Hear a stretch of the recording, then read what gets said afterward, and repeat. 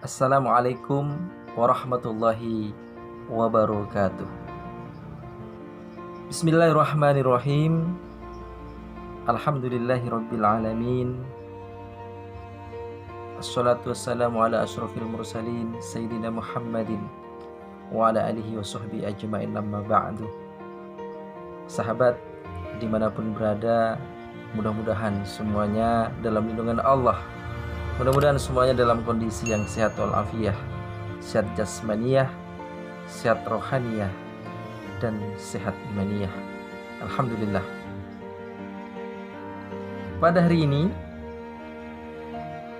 saya ingin berbagi kepada teman-teman sekalian tentang sebuah doa yang banyak orang kadang bertanya-tanya tentang kesunahannya, tentang sejarahnya, bahkan tentang bagaimana tata cara pelaksanaannya. Tentang apakah ini kira-kira sahabat? Tentang ibadah yang biasa dilakukan oleh kita, yang terkadang kita belum bisa memahami secara betul tentang ibadah ini, termasuk al-fakir. Saya juga belajar. Dalam kehidupan kita sehari-hari, terkadang kita disuguhi oleh yang namanya ibadah-ibadah. Kalau ibadah harian, kita senantiasa melaksanakan yang namanya sholat wajib 5 waktu.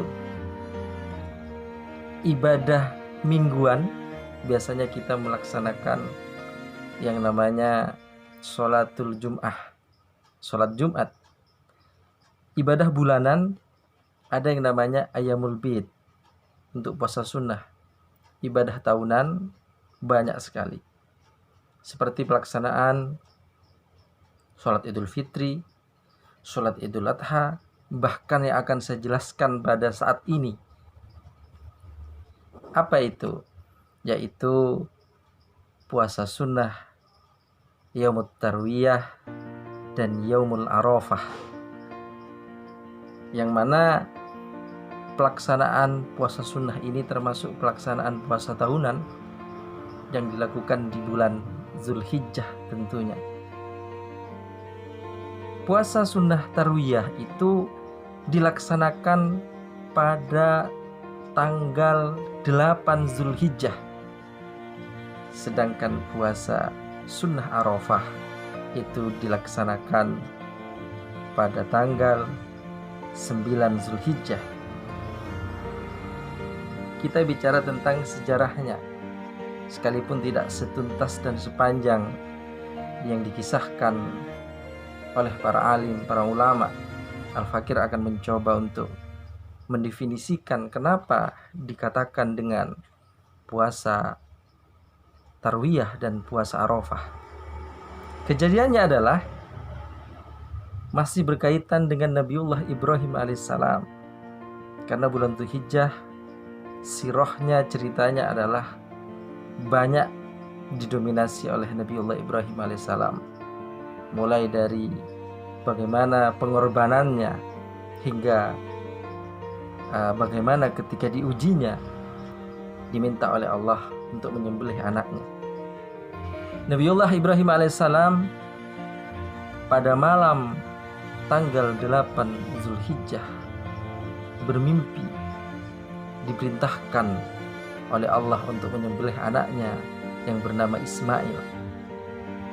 Maka di pagi harinya, di tanggal 8 Zulhijjah, Nabiullah Ibrahim berfikir dan juga merenung. Maka merenung dan berfikir inilah yang dinamakan dengan tarwiyah, proses berfikir dan proses merenung. Apakah benar mimpi yang saya alami ini adalah mimpi dari Allah Subhanahu wa taala, adalah perintah dari Allah Subhanahu wa taala?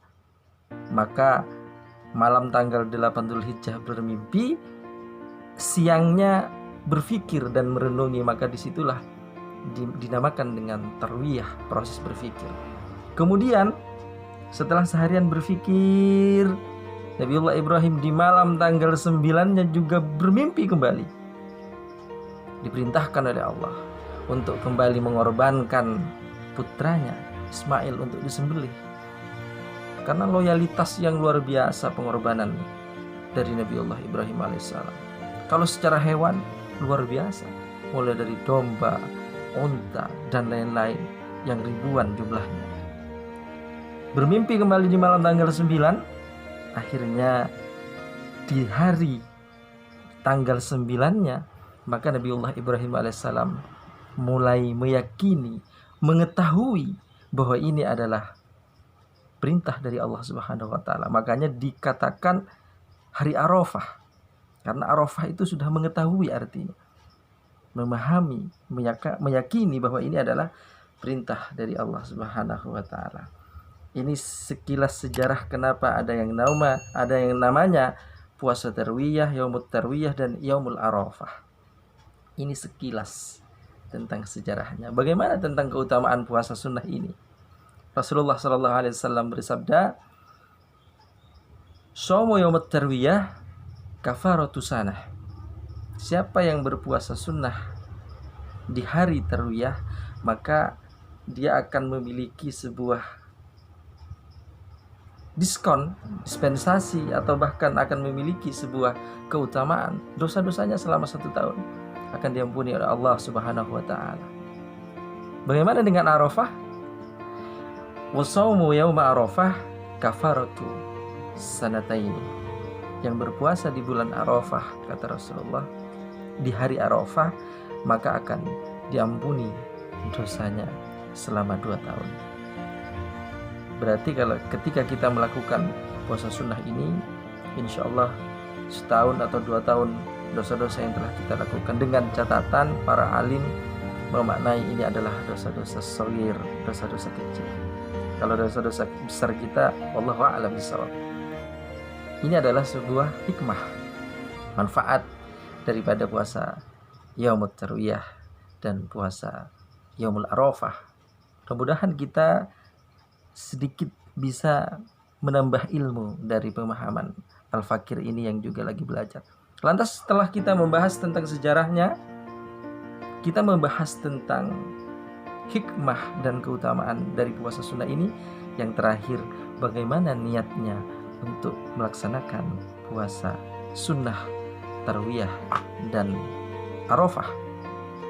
Niatnya adalah Bismillahirrahmanirrahim, nawaitu shauma yaumit tarwiyah sunnatan lillahi ta'ala.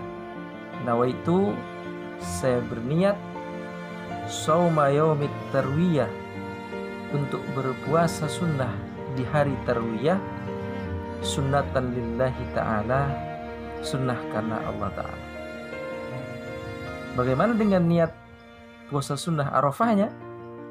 Bismillahirrahmanirrahim, nawaitu shauma yaumil Arafah sunnatan lillahi ta'ala. Saya berniat untuk melaksanakan puasa sunnah di hari Arafah, sunnah karena Allah Ta'ala. Demikian dari sejarahnya, dari manfaat, dari hikmah, bahkan dari doa puasa tarwiyah dan puasa sunnah Arafah ini yang bisa Al-Fakir sampaikan. Mudah-mudahan bermanfaat. Saya doakan semuanya, para sahabat dimanapun berada, senantiasa sehat walafiat, sehat jasmani, sehat rohani, lancar rezekinya, panjang umurnya. Mudah-mudahan manfaat dan kita bisa menjadi ittiba'us sunnah min Rasulillah sallallahu alaihi wasallam, menjadi orang yang senantiasa mengikuti sunnah-sunnah baginda Rasulullah Muhammad sallallahu alaihi wasallam. Mudah-mudahan manfaat. Sampai ketemu di doa-doa dan keilmuan yang lain di waktu yang berbeda. Mudah-mudahan manfaat. Assalamualaikum warahmatullahi wabarakatuh.